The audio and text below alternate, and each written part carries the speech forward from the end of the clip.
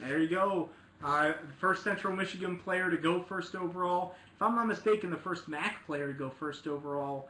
Eric Fisher, offensive tackle, Central Michigan, going to the Kansas City Chiefs. So, excellent job by Eric Fisher. I mean, he's aced this process. He was a phenomenal player at Central Michigan, dominant in almost every single game, almost every single play.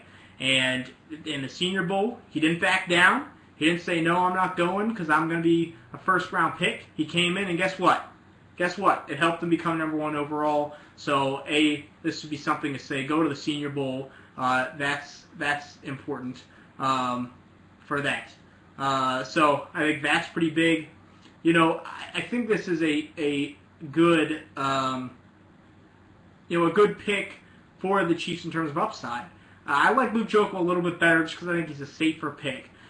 Fisher dominant at the Senior Bowl. Fisher, as someone who was dominant in the MAC, still a little unknown with that, right? Can he do it at the NFL level consistently? Is that going to be something? Can he beat Von Miller if he has to go up against Von Miller? Is he going to win that battle every single time? That's still the bigger question with Eric Fisher. But you see the upside to not only be this great pass protector, but he has that strength and that leverage to be a great run blocker as well with some of the highlights that they're showing. And if you can do that in Andy Reid's offense with Jamaal Charles, you can run Jamaal Charles to the left side of the line a lot as well, and that's very crucial. And I think that also is why Andy Reid preferred him. If you look at the Philadelphia Eagles offensive line, they wanted guys definitely that were pass protectors first and that have a little bit of that run blocking ability. Eric Winston was kind of the flip of that, and maybe why he ended up leaving. So that's very interesting. That's very intriguing.